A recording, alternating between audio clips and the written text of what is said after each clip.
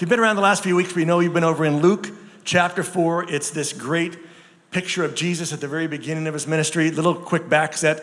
He's been baptized, not because he had sins to be forgiven, but he's baptized as this anointing, as this beginning process to what he's been called to do by God. In fact, Luke describes this moment when, the heavens open up, this light comes down, it looks like a bird that lands, and here's this voice from God who says, this is my son, and I'm proud of him, right? It's the beginning, and right after that, Jesus goes out and spends 40 days without any food.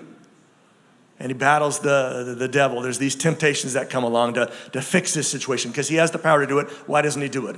And there's this long goes. Jesus, at the end of that 40 days, comes back, and we catch up the story then when it simply says, he returns to Galilee, the area he's from, in the empowered by the Holy Spirit. It's been a struggle, but it's been a struggle that's done something for him. It's energized him for what lies ahead over the next few years.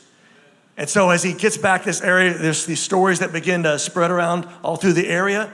And it's probably stories about what John had said because so many people had followed John and listened to John and how John described who Jesus was. There's probably Jesus has begun to do some miracles because later in the story we'll find out there's this expectation of that. And we're also told that he began to teach in their synagogues in this region. And everyone, what's it say? Everyone praised him, acclaimed him. Everybody was like, wow, this guy is really good, right? We ought to go check this out. And so Jesus begins to get this following because of who he is and what he's saying. And so he goes home, we're told, Luke tells us he goes back to Nazareth where he grew up.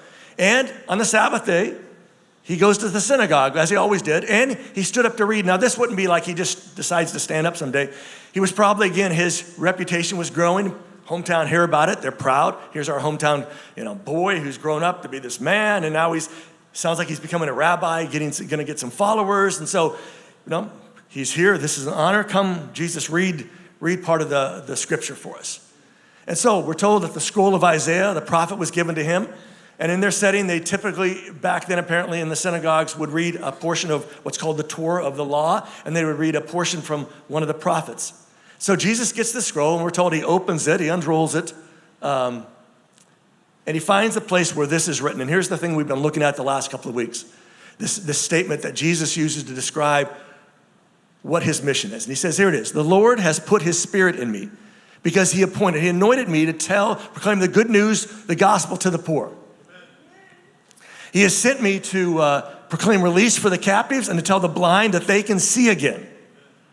That God has sent me to free the oppressed and to proclaim the time when the Lord will show his favor, his kindness. And this last part is something that if you just read it, it goes over your head because it's like, okay, apparently this is the time for something. But this goes back for a Jewish person. This reminds them of this thing that God established thousands of years before. This idea that every 50 years, stuff got reset. That if you never really sold your house, you would sort of lease it. Somebody would buy it and they'd have a lease on your property for 49 years. And the 50th year, it would come back to you. And so that would, gauge the price. If you're only a year out from when it's going back, it's a lower price, right? And it was this idea that so somebody got in hard straits where they had to get rid of their property, there was a chance for it to come back to them. And if life got really bad for you and you had to sort of sell yourself into servanthood, right? Go work for somebody to pay off your debts. There was a time limit with that. This idea that this was the day when things got reset, that everything got back to how it was supposed to be. And that's how they would have heard it that day. And we're told, Luke says, after he finishes this, Jesus rolls the scroll back up. He gives it to the synagogue attendant, and then he sits down. And they would have stood up for the reading of anything from what we would call the Old Testament part of our Bible. And that was just out of respect for it. And they would sit down, and this would be the time that the rabbi would then go into his message and explain what this passage meant. And Jesus' explanation is really short. In fact, Luke paints a scene for us. He says, everyone in the synagogue was watching Jesus closely. They've heard stuff about him. They're excited to hear what one of their boys, right, is going to say, right? What he's learned and the insights. And they're excited. Everybody's watching him intently. And Luke tells us that he begins to say this to them. He says, folks, today the scripture has been fulfilled in your hearing. Drops the mic. That's his summary of what they've just read. Folks, as you heard what I just said today, this happened. This idea to come and to give good news to the poor, to free the captives, to open the eyes of the blind, to free the oppressed. That now is the time when God's favor happens. This is it. And here's the response. All the people spoke well of Jesus and were amazed at the gracious words he spoke. And it would be tempting to end right there and just talk about this idea of maybe this is the year. What if this has always been the year since then for us to be reset and restored? There's always that moment now. Great message I could have preached, but wouldn't have been fair to what actually happened. Because as good as it seems like at this moment that everybody's amazed, hey, even here's our hometown boy, look at what insight. And he's saying something dramatic because they all catch that Jesus is making a statement that not only is he sort of in the line of the prophets, because Isaiah is a huge prophet for them, but he's the Messiah. He's the one who comes to do these things. And they're amazed by this. And then somebody, which always happens in a group of people, gets a little pessimistic, a little cynical, I do it, some of you do it. You're in a crowd, you hear somebody say something, you think, yeah, but, right, that's, he said everybody, not everybody believes that, we kind of get going. And so around the crowd, they begin to ask, hey, isn't this Joseph's son? Isn't Joseph's kid, right? The kid we used to see playing in the streets, running around and, and they begin to sort of, who does he think he is, right? To which Jesus does something a little un-Jesus-like if we always think that Jesus says things nicely and kindly and carefully. I think he says things carefully, but, that he's always, very, gracious and grace-oriented and soft, all that. Here's what Jesus says when he begins to pick up the vibe that is changing now, right? As people begin to say, who does he think he is, right? This is the kid we used to see. So Jesus says to them, listen, no doubt you're going to quote to me this old saying, this proverb, doctor, heal yourself. Which I guess means, you're supposed to know stuff, do something, right? Do something to fix yourself. And then Jesus tells us what he means by that. He says, listen, you want to say, we've heard these things you did in Capernaum. Do those things here in your hometown. Come on, Jesus. You're one of us. You're from here. We've heard stuff, right? Great message. We've all been amazed, but come on now, give us the show, right? So then Jesus gives them the show. He says to them, listen, I'm going to tell you the truth. Folks, listen. A prophet is not accepted. He's not welcome in his hometown. And some of us had maybe a similar experience. You go home and it was like, oh, hey, how you doing? I'm from here. Great. We kind of look up to you. Do you remember the time they always tell us stories about the time you did something really stupid? Just to sort of kind of remind you who you are, where you come from, right? And Jesus says, listen, in fact, let me just prove this to you, he says. He said, let me tell you the truth. There were many widows in Israel during the time of Elijah, and everybody knew back then about Elijah. Elijah was one of these prophets who had some, amazing stuff that happened through him. And he says, listen, there were a lot of widows back in Elijah's day, and it didn't rain in Israel for 3.5 years, which is not good news, which created this great famine in the whole country. And then he drops the bombshell of truth. They all know this story. He says, listen, but Elijah was sent to none of those widows, implying God didn't send him to help out any of the widows in Israel during that time, but he sent him to the widow in Zarephath over in Sidon, to this foreigner, to which gets them a little uncomfortable. But Jesus doesn't stop there. And he says, oh, by the way, and there were many lepers living in Israel during the time of the prophet Elisha, two of the preeminent prophets for a Jewish person, Elijah and Elisha, right? These guys these amazing stories. You ought to go back and read it sometime. Incredible stuff that God did through these guys. And he says, let me remind you about when Elisha was around. There was a lot of lepers in Israel, but none of them were healed. None of them were cured. Only Naaman, who was a Syrian. To which, this is the response, this group of people that just moments ago sat amazed at Jesus, his gracious words and, this promise of freedom that was coming that they'd probably talked about for years and prayed for years, that somebody would come in that as Isaiah described, that it would come and provide them freedom from the Roman rule, right? To restore stuff to how it ought to be for them as a nation and a country. And here's how they responded. When the people in the synagogue heard these things, they were ticked off is the actual literal, no, they were furious. They were filled with wrath is how it says. They're ticked off, right? They were upset. fact, they get up, they force Jesus out of town, and they take him to the edge of the cliff on which the town was built. And they're ready to throw him off, but we're told Jesus walks through the crowd and goes this way, which had to be kind of a crazy scene. I wish Luke could give us a little more details of how Jesus pulled this off, right? Because you can imagine, you've made this speech, you got everybody mad at you, right? They push you, they get up, they start dragging you, pushing you, bump you, get you out to the edge of town. They're gonna throw you off this cliff. And somehow Jesus just kind of goes, not happening today, guys, sorry. Excuse me, ma'am, can you move your child? Excuse me, and walks off, right? It's an incredible scene. And again, I wish we had more I wish we had video, right? And when I get done with this, I simply ask this question: what happened? I mean, how did we go from stuff being so good, everybody's amazed, to all of a sudden, somebody says something about, hey, aren't you just Joseph's kid? And that sparks something in Jesus, and Jesus reminds him of a lot of truths, right?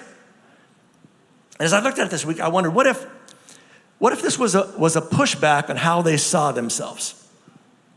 How they saw themselves as a nation, how they saw themselves as a people group, how they saw themselves in their religious views. What if this was about chosen freedom versus chosen freedom? Because they felt like they were the chosen ones. Because they were the chosen ones, clearly, when Isaiah says this is going to happen, this means this person's going to show up, and it's all going to be so good for God's chosen people. As opposed to, no, this freedom is for those who choose this freedom. Because what if they were the poor, the blind, the captive who needed a reset? And they weren't open to it. Kind of clear from that, right? But maybe the way it touches in our lives is a more important question for us, and it's simply this.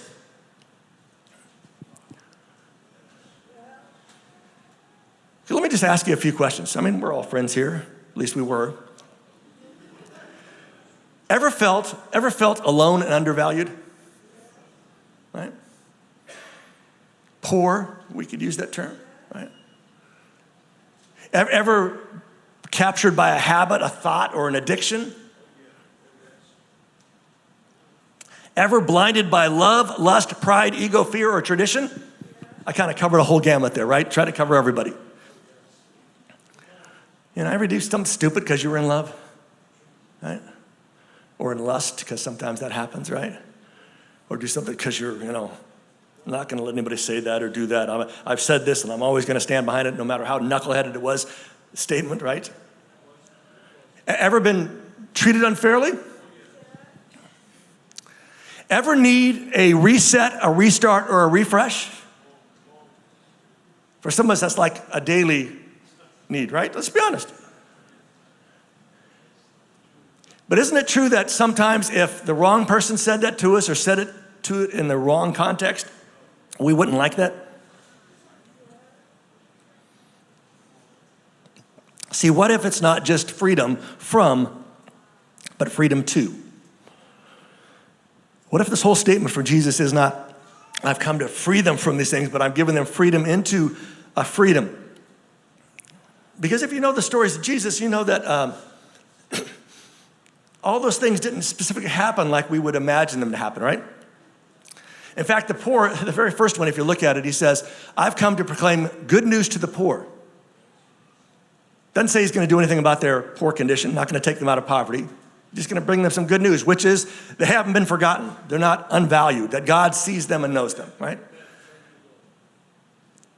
When he talks about freeing captives from prisons, I don't know of any story that's recorded in the parts of the stories about Jesus' life that say he ever freed anybody from prison. I know just one case when he didn't free somebody from prison, his cousin by the name of John the Baptizer, right?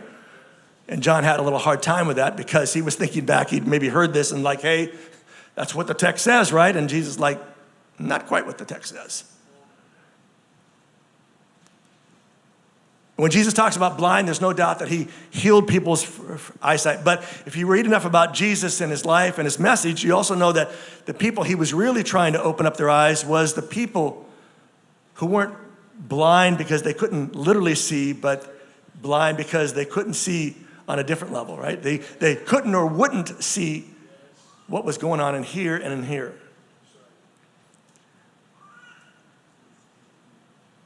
And to the ones who felt, oppressed, clearly Jesus tried to do some things for them, but oppression comes in whole lots of forms.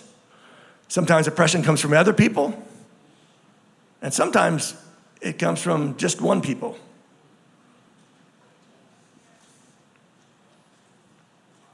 The freedom maybe to see ourselves in a different way. Maybe the freedom is the most important one is the last one when he says, I'm here to proclaim the time, the year of the Lord's favor, of the Lord's kindness to us. That the Lord wants us to step into freedom. A freedom not worrying so much about all of this stuff, but a freedom of being okay inside here and with God and with the people around us. Because maybe we need to rethink freedom and privilege. Now, I got quiet there for a moment, folks. In fact, I'm going to share something I ran across a while ago. I've just been starting to read a little bit by the name of Mark Manson, and it's not related to that Manson, right? He's a commentator. He's got some podcasts and stuff, and he's written some books. But I'm going to read something, and I'm partly reading it because I think what he says ought to make us all think. And I'm partly reading it because I want us also to experience what the people in that synagogue 2,000 years ago felt when Jesus said the things he did. Right? So that's all I'm trying to accomplish. Get us all feeling a little bit uncomfortable, but maybe hopefully to get us thinking, which is what I think Jesus was hoping those people would do that day. So here's what he wrote. He said, the only true form of freedom, the only ethical form of freedom is through self-limitation. Somebody ought to take a picture of that because you're going to want to think about that later, all right? The only true form, the only ethical form of freedom is through self-limitation. Which I don't know about you, when I first read that, I thought, what is this knucklehead talking about? Freedom, I want the freedom to do what I want, when I want, how I want, why I want, whenever I want, as long as I want, right? And to be able to afford it and to not have any consequences, right? And he's saying, no, freedom, the ethical form of freedom, the true form of freedom really is this through self-limitation. Notice what he writes on. He goes on and says, it is not the privilege of choosing everything you want in life, but rather choosing what you will give up in your life. It gets better, folks. This is not only real freedom, this is the only freedom. Because diversions come and go. And now he's talking common sense because we all know diversions come and go, right? Some of us used to play video games. We don't play them any longer, but we loved them then. They were a diversion, right? And we could do what we want. That was our freedom. Pleasure never lasts, right? Freedom to, have all the pleasure I want. Variety loses its meaning. As much as we enjoy variety, and it seems like that's freedom to have more and more choices, at some point it's not really about freedom. But he goes on to write, you will always be able to choose what you are willing to sacrifice, what you are willing to give up. While those things have changed, this is the one thing that stays constant, the ability to sacrifice, to give up for a goal. It gets worse, folks, so here it goes. Over the last couple of decades, people seem to have confused their basic human rights with not experiencing any discomfort. People want freedom to express themselves, but they don't want to have to deal with views that may upset or offend them in some way. They want freedom of enterprise, but they don't want to pay taxes to support the legal machinery that makes that freedom possible. They want equality, but they don't want to accept that equality requires that everybody experience the same pain, not that everybody experience the same pleasure. I'm glad we're getting a few more wows as we go along here because I thought this might go the other way. Freedom itself demands discomfort. It demands dissatisfaction. And then we're going to end with this last thought he had. He said, because the freer a society becomes, the more each person will be forced to reckon and compromise with views and lifestyles and ideas that conflict with their own. I just wanted to see if you all were going to jump up and rush me out to some cliff here. So we're making a little progress. But I hope you're a little uncomfortable because all the stuff he wrote really made me stop and think about what does freedom really look like, right? And what if freedom really is defined by our discipline, by our self-choices? I'll give you an example. I've been dealing with an issue for a couple of weeks now. It's one of those kind of issues that comes up occasionally in my job, and it's like sometimes there's not a great answer, there's not a perfect answer, but you gotta make a decision, and you make a decision, and you wrestle with it, and you kind of, you wake up at night, and the first thing, pops in your mind.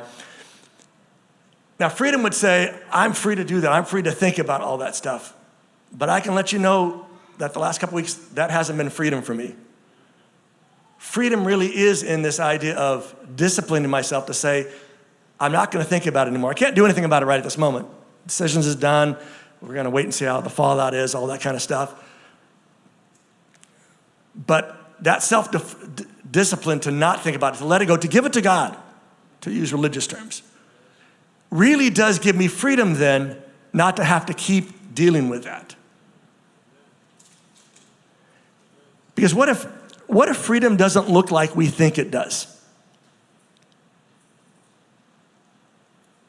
Because maybe we need to rethink our definition of freedom, of how we expect it, because we do expect it a certain way, right? Of how we experience it, and maybe most importantly, what we expect from it. Something to think about today.